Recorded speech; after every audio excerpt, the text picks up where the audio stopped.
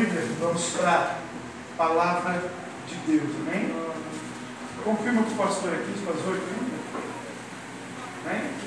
Glória a Deus. Positivo. Agora está convertido. Evangelho de João, capítulo 8, nós vamos falar sobre a passagem onde Jesus Cristo dá um tapa na cara do diabo com luva de peluca, amém, irmão?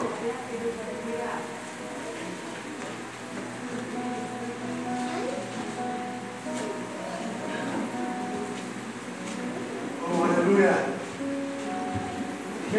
João, Evangelho de João, capítulo 8. Glória a Jesus. A epígrafe do texto diz assim: Jesus perdoa uma mulher adúltera.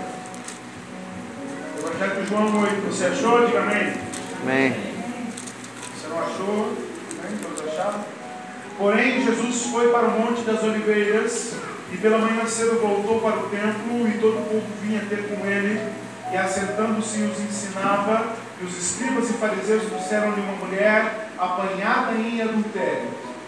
E pondo-a no meio, disseram: Mestre, essa mulher foi apanhada no próprio ato, adulterando. E na lei nos mandou Moisés que as tais sejam apedrejadas. Tu, pois, que dizes?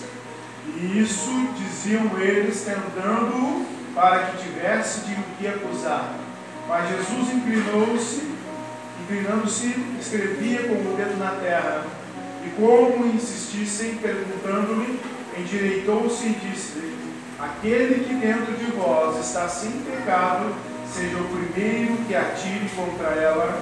E tornando a inclinar-se, escrevia na terra. Quando ouviram isso, saíram um a um e começaram pelos mais velhos até os últimos. Ficaram só Jesus e a mulher que estava no meio. Endireitando-se Jesus, e não vendo ninguém mais do que a mulher, disse-lhe: Mulher, onde estão aqueles teus acusadores? Ninguém te condenou. E ela disse: Ninguém, Senhor.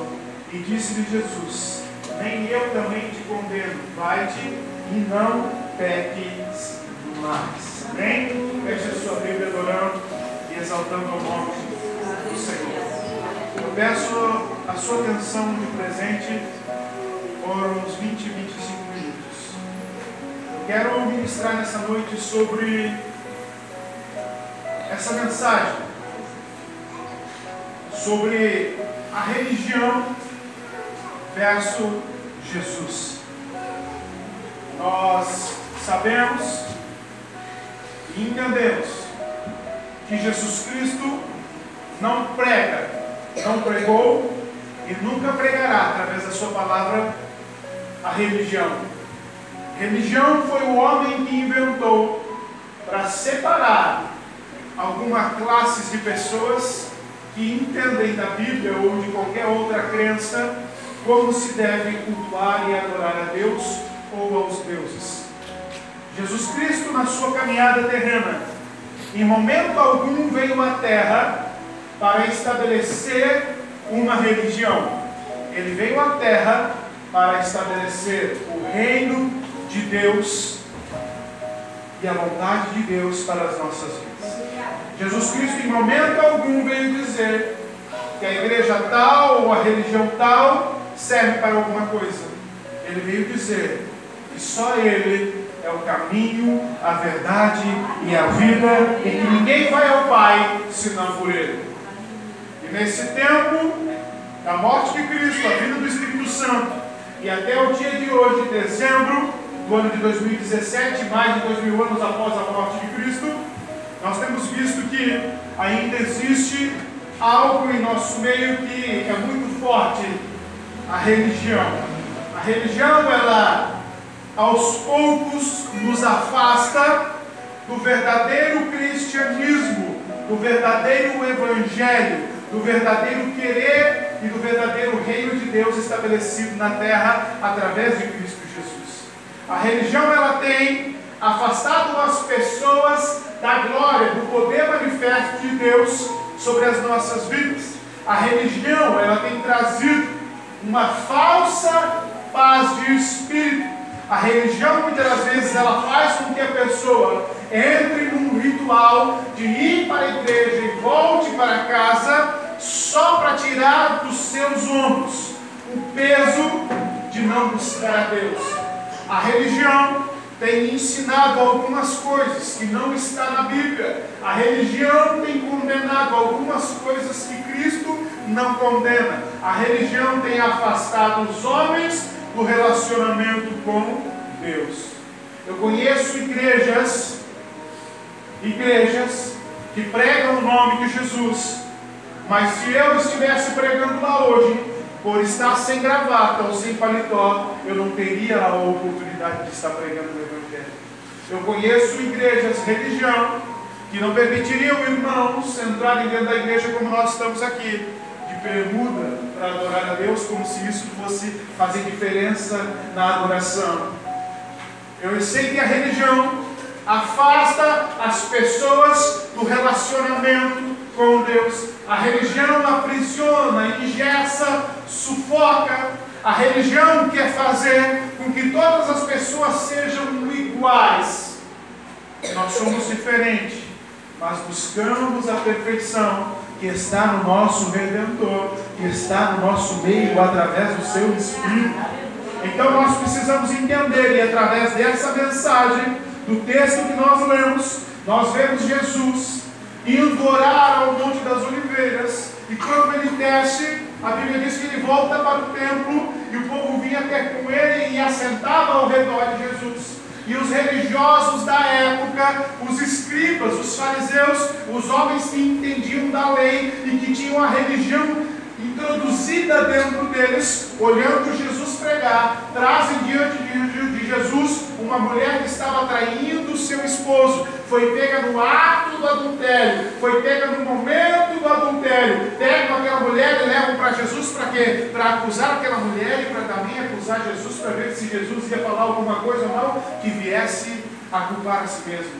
Porque Jesus vinha pregando contra a religião que estava estabelecida dentro de Israel. Jesus, ele não é a favor da religião, ele é a favor do reino de Deus. Por isso, se forem perguntar para você que religião você é, você diga: eu sou filho de Deus. Por quê? Porque a Bíblia te chama de filho de Deus. Quem te chama de evangélico é a revista Veja. A Bíblia te chama de filho. É por isso que eu preciso entender e aprender que eu não tenho religião, eu tenho um Pai Todo-Poderoso, que criou o céu e terra, e me fez a sua imagem e semelhança. A religião, meus amados, prestem atenção, ela não quer perder os fiéis, por isso ela entra no entendimento das pessoas, amarrando ela, amedrontando ela, desencorajando ela. Mas o Evangelho verdadeiro, Jesus Cristo, liberta as pessoas, encoraja as pessoas e diz: vai, que eu estou contigo. O Evangelho de Jesus Cristo diz, a religião diz: se você não vir para o culto buscar a Deus, se você não dizimar, você não vai ser abençoado. O Evangelho diz assim: se andarem pelo vale das sombras da morte, eu estarei contigo. Aleluia. Cristo vai na contramão da religião. Ele chega diante de Jesus, Jesus estava pregando e apresenta aquela mulher. Os religiosos dizem: trouxemos essa mulher que foi pega no ato de adultério, e conforme a lei de Moisés, nós temos que apedrejá-lo. O que o Senhor diz, Jesus? Jesus não deu muito ênfase, mas Jesus sabia que eles estavam querendo arrumar uma situação para realmente matar a mulher e ter algo para falar de Jesus. Porque Jesus estava sendo a oposição da religião. Naquele momento, Jesus se abaixa, começa a escrever na areia, e todo mundo naquela tensão, esperando a situação, ter uma decisão. Jesus fica quieto e diz: o Senhor não vai falar nada, Jesus, o Senhor não vai dizer nada. Ei, Jesus, o Senhor não vai dizer se nós devemos mesmo apedrejar essa mulher? Porque a religião é assim, ela aponta, ela acusa, ela amarra, ela diz que nós somos imperfeitos, ela diz que nós somos pecadores, mas realmente nós somos pecadores. Mas a Bíblia diz que a misericórdia de Deus nos alcança todos os dias. É por isso que nós não podemos entrar na onda da religião, senão daqui a um pouco dentro da igreja nós estamos dizendo quem pode e quem não pode fazer. Daqui a pouco dentro da igreja nós vamos dizer quem é santo e quem é pecador. Nós não podemos entrar na onda da religião. religião, nós temos que seguir e servir a Jesus, porque somente nele nós teremos a vida eterna. Nós não podemos se apegar na placa da denominação, nós não podemos se apegar no homem, nós não podemos nos apegar na religião, nós não podemos nos apegar em nada, nós temos que se apegar em Jesus, porque somente Ele pode nos socorrer. A Bíblia diz que Jesus está inclinado, agachado, escrevendo na areia, e eles estão ali loucos para botar para fora a raiva, a ira que a religião introduziu dentro dos homens. Jesus agora olha para aqueles homens e diz assim: tudo bem, a lei diz que pode apedrejar, mas eu quero falar, se tem alguém em nosso meio que não tem pecado nenhum, que atire a primeira pedra. Agora aqueles homens que estavam acusando, sem conhecer a verdadeira essência do reino de Deus, da glória de Deus, da vontade de Deus, sem conhecer realmente, porque conheciam somente a religião, agora aqueles homens começam a examinar a si mesmos. Nós vamos fazer depois o ritual da ceia. E a Bíblia diz: examine se pôs o homem a si mesmo. Então, ninguém, e tem algumas igrejas, e eu já participei de algumas, que alguém caiu, alguém pecou, alguém errou, chega no culto de ceia e diz: a partir de agora, o fulano de tal não vai mais estar em comunhão com os irmãos da igreja, por quê? Porque o irmão pecou. Aquele prazer da religião apontar, da religião acusar, de tirar os irmãos da comunhão. Não foi o contrário, o irmão caiu, pecou, agora que nós vamos abraçar, agora que nós vamos amar, agora que nós vamos andar junto, caminhar, dizer: Deus é contigo, nós vamos dar a volta por cima. Por quê? Porque a mesma Bíblia diz: o cair é do homem, mas o levantar de Deus. Você está entendendo o que eu estou dizendo, irmão? Você está entendendo o que a palavra está dizendo? Ninguém pode chegar e dizer: você não pode fazer, você não pode fazer, você pode fazer. A partir do momento que nós conhecemos Bíblia, conhecemos palavra, conhecemos a essência, aquela membrana que impedia a nossa visão espiritual cai por terra, e nós passamos a entender o que Deus quer das nossas vidas. Aleluia. A Bíblia diz que os homens começam a olhar assustados um para o outro, não sabiam o que fazer, porque naquele momento Jesus desarma eles. Ele estava ali pronto para acusar, e Jesus vem e desarma eles. Jesus disse: vocês são santos, atire a primeira pedra então. Quem não tem pecado, vai dar a primeira pedrada. O outro, se não tem pecado, dá a segunda, ou mata a mulher de uma vez. Se o problema é matar ela, mata ela. Mas aquele que não tem pecado, que atire a primeira pedra. A Bíblia diz que um olha para o outro, assustado, e para a religião, eles olham e começam a examinar a si mesmo. E nós, todos nós sabemos que se olhar para dentro de nós, o pecado existe. A nossa natureza é pecadora. A Bíblia diz que se aquele que diz que não peca, já está cometendo pecado. A Bíblia diz que nós somos errados, nós temos falhas, nós temos falhas, nós temos fraquezas. Mas a mesma Bíblia diz que nenhuma acusação há para aqueles que estão em Cristo Jesus. É por isso que eu não posso estar na igreja, é por isso que eu não posso estar na religião, é por isso que eu não posso estar na denominação, é por isso que eu não posso estar no pastor, eu tenho que estar em Jesus. Porque nenhuma acusação existe com aqueles que estão em Cristo Jesus. Aleluia. Aqueles homens agora atônitos, sem saber o que fazer, sem ter palavras para retrucar, começam a largar suas pedras. Aleluia. Começa dos anciões, dos mais velhos, começam a largar as pedras e começam a ir para suas casas, pensativos, pensando no que aconteceu, no que eles viram. A Bíblia diz que não sobrou mais ninguém ali, porque todos eram pecadores. Agora, de repente, está só Jesus e a pecadora. Percebe que Jesus agora quer criar uma situação onde está só ele e o pecador. Aleluia. Hoje nós estamos em mais pessoas aqui, mas é só você e Jesus. Então Jesus sempre está criando um ambiente para um relacionamento. A Bíblia diz que a religião, os cultos como eram feitos, como ainda são feitos, a religião cria um ambiente de ritual. Jesus, na Bíblia, sempre está criando um ambiente para ter uma relação com o outro. Aleluia. Você está entendendo o que Jesus está dizendo? Amém. Muitas das vezes a luta bate na porta e você não entende, está dizendo o que está acontecendo. Jesus está criando um ambiente para se relacionar com você. Aleluia. A dificuldade vem, Jesus está criando um relacionamento, um momento de relacionamento. Aleluia. Para se relacionar comigo e com você. Então eu preciso entender que eu preciso me relacionar com Cristo através do Espírito de Deus. É por isso que eu preciso dobrar o joelho em casa, orar ao Senhor. É por isso que se eu tiver que chorar, que chore mesmo, que falte lágrimas. E se não tiver mais lágrimas, joga um pouco de água no olho e deixa cair dizendo que é lágrima. Porque quanto mais nós estivermos na presença de Deus, mais o Senhor vai manifestar a sua glória sobre as nossas vidas. Agora não tem mais ninguém, está só Cristo e a pecadora. Jesus olha para ela e diz assim, preste atenção, irmão. Tem mais algum acusador aqui? Aquela mulher, talvez estava de cabeça baixa, abre os seus cabelos e começa a olhar ao redor e não vê ninguém. Sabe por quê? Porque agora ela está em Cristo Jesus. O que eu acabei de pregar aqui que a Bíblia diz? Nenhuma acusação há para aqueles que estão em Cristo Jesus. Então aquela mulher agora que era pecadora está na presença de Cristo, arrependida do pecado. A Bíblia diz que todo aquele que se arrepende e confessa, alcança misericórdia.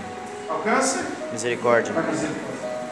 A Bíblia diz que Jesus olha para ela olha para Jesus, ela dizendo, e agora, Jesus? E agora, Jesus, o que vai acontecer?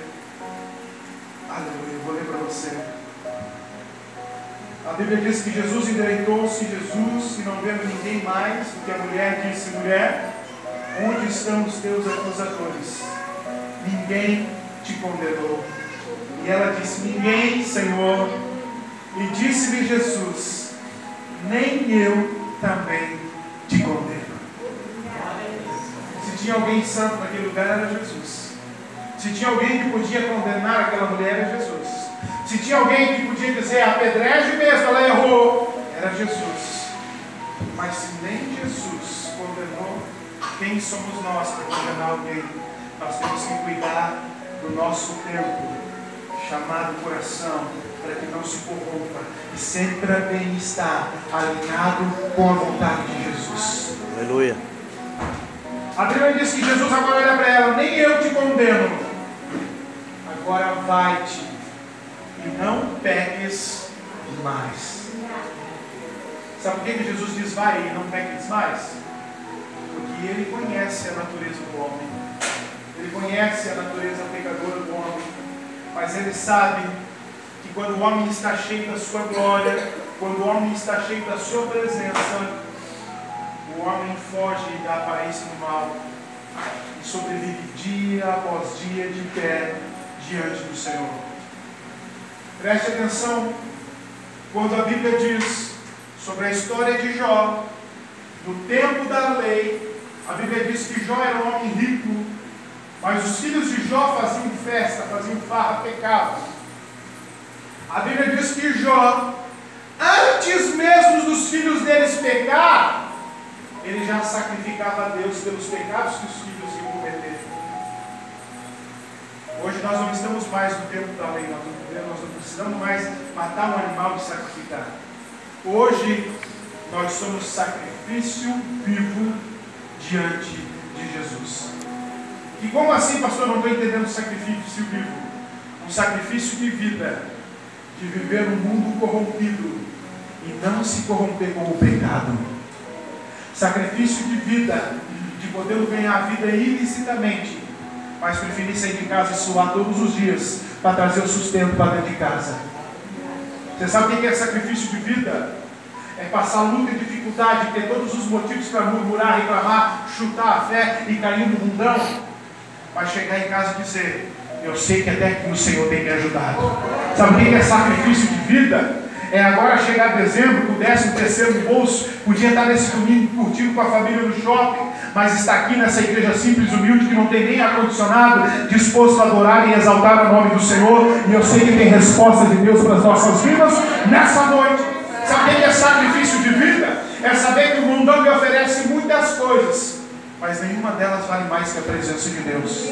Sabe o que é sacrifício de vida? Saber que eu posso viver longe de Deus, mas viver alguns anos, mas essa eternidade eu só posso viver se for com Ele. A Bíblia diz que a religião estava impregnada. Jesus na sua caminhada quebra tudo, não. Se você for ver a trajetória de Jesus, ele vem arrebentando com tudo. A Bíblia diz que ele faz uma festa. E ninguém aparece, a Bíblia diz: vão nos salados, vão nas vielas, vão nas casas, vão na favela, tragam todos, porque hoje tem banquete na minha mesa. Jesus não está preocupado com o rico, Jesus não está preocupado com situação financeira, Jesus está preocupado com um coração sincero, que está disposto a sentar na mesa com Ele e comer daquilo que Ele tem. Sabe o que eu entendo? Jesus quebrou tudo, sabe por quê? Que quando Jesus chegou, meu irmão, a Bíblia diz que Jesus chega e senta na mesa com os pecadores, os fariseus, os escribas. A religião diz: esse aí não diz que é filho de Deus, por que ele está sentando na mesa com os doentes? A Bíblia diz que Jesus olha aquela situação e fala: eu não vim para os sãos, eu vim para aqueles que precisam de mim. Os que precisam do Senhor estão nesse lugar essa noite. Então ele veio para casa por você. Amém. Deus. Jesus, meu irmão, ele vem na contramão da religião. Perceba, meu amado, que Jesus entra numa cidade. A Bíblia diz que veio um cobrador de impostos chamado Zaqueu, que ganhava vida ilicitamente, cobrava impostos a mais, vivia bem, todo mundo odiava ele na cidade. Mas um dia ele resolveu subir numa árvore porque ele precisava ver o Salvador. O que aconteceu? A Bíblia diz que ele foi dormir na casa de Zaqueu e o milagre chegou naquele lugar. Sabe o que eu entendo com isso, meu irmão? Não interessa o que se passou daqui para trás, o que interessa daqui para frente. Se pecou, se errou, se caiu, se falhou, deixa no passado, faz uma bola bem gostosa, chuta lá no mar do esquecimento e vai viver uma vida nova em Jesus.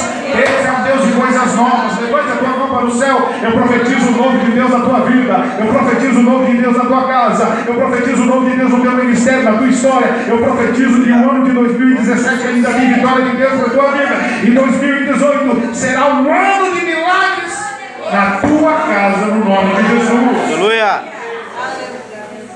Se prepare, esteja em Jesus. Eu estou orando, irmão, para Deus honrar. Deus vai fazer, você vai ver. Eu já falei para você, Deus não vai trazer os empresários de fora, vai levantar os de dentro. Estou dizendo para você. Aleluia. Tome posse, não se apegue à religião. Se apegue em Jesus. Glória a Deus. Se fôssemos se apegar à religião, irmãos, nós não estaríamos mais aqui. Se fosse se apegar na religião, nós não estaríamos mais aqui. Nós já estaríamos condenados. Mas nós estamos em Cristo. Eu sei que o Senhor tem o melhor para as nossas vidas. Escute o que eu estou dizendo para você. Eu sei que tem dias, escute, que não é fácil. Eu sei que tem situações que não é fácil. Eu sei que tem dias que olha, irmãos, é tanta luta, é tanta angústia, é tanto problema que, meu Deus, é difícil mesmo, Jesus. Mas também, irmãos, eu sei que os que perseverarem até o fim, oh, aleluia, verão a glória de Deus. Eu sei que os que perseverarem até o fim, verão a glória do Senhor. Sabe o que é perseverar? É estar dando tudo errado e dizer: eu creio no errado. Sabe o que é perseverar? É tudo diz que não, mas a voz de Deus está lá e está soando: sim, sim, sim. Sabe o que é perseverar? É dizer: meu Deus, está tão difícil, mas hoje eu vou te adorar, hoje eu vou te exaltar. Aleluia. A Bíblia diz que os que vão semear com lágrimas voltarão colhendo, se alegrando na presença. Por isso, não se envergonhe, meu irmão, quando a situação é tão difícil que você precisa chorar. Chore mesmo. Chore mesmo. A Bíblia diz que o choro dura uma noite, a alegria vem pela manhã, porque o sol volta a brilhar. A Bíblia chama de Deus, que também Deus é sol. É o sol que traz a luz, que traz a justiça. É o sol que muda a história, que muda das trevas para a vida. Nessa noite, no nome de Jesus, eu quero dizer para você: larga, irmão, larga a religião, larga o que você acha que é, que você não acha que você tem em Jesus. Viva Jesus. Escute, eu vou dizer, muitas vezes nós estamos orando: Deus, abençoa os meus caminhos. E Deus está dizendo assim: larga os teus caminhos, vive nos meus caminhos, porque eles já são abençoados. Eu quero que você pegue a sua Bíblia nessa noite no nome de Jesus. Abra comigo em 1 Coríntios, capítulo 11, versículo 23. Os irmãos tragam a mesa da ceia até o centro, por gentileza.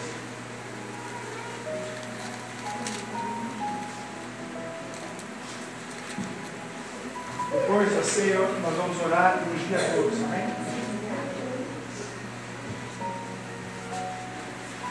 Oh, aleluia! Louvado e exaltado é o nome do Senhor. Glória, glória, glória, glória. Amém? Você achou 1 Coríntios 11, 23?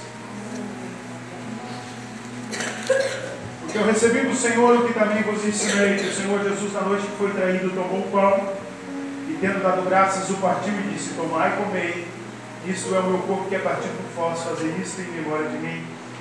Semelhantemente também, depois de ceiar, tomou o cálice, dizendo: esse é o cálice, é o novo testamento do meu sangue. Fazei isso todas as vezes que bebedes em memória de mim. Porque todas as vezes que comedes desse pão e bebedes esse cálice, anunciais a morte do Senhor até que Ele venha. Portanto, qualquer que comer este pão ou beber esse cálice do Senhor indignamente, será culpado do corpo e do sangue do Senhor. Examine-se, pois, o homem a si mesmo, e assim coma deste pão e beba desse cálice. Porque o que come e bebe indignamente, come e bebe pela sua própria condenação, não discernindo o corpo do Senhor. Por causa disso há muito entre vós fracos, doentes e muitos que dormem. Porque se nós nos julgássemos a nós mesmos, não seríamos julgados. Mas quando somos julgados, somos repreendidos pelo Senhor, para não sermos condenados com o mundo. Portanto, meus irmãos, quando vos juntais para comer, esperai pelos outros. Mas se alguém tiver fome, come em casa, para que vos ajunteis, para não vos ajunteis para a condenação. Quantas demais coisas ordenarei quando for ter convosco. Amém? Amém. Feche a sua Bíblia. Escute antes que você se pôr de pé. A ceia do Senhor não é para os santos, é para nós, os pecadores.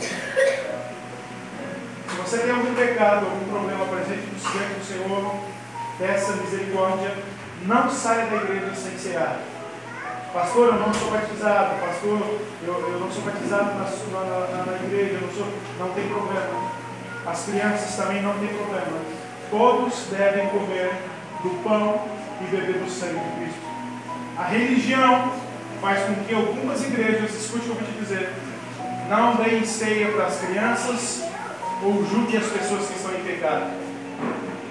Se a religião soubesse o valor do corpo, o valor do pão, o valor do suco, se soubesse o que isso representa, não tiraria ninguém da mesa do Senhor. Por isso, nessa noite, eu quero que você que vai cear, se coloque de pé na presença de Deus. Bem, meus amados, eu gostaria que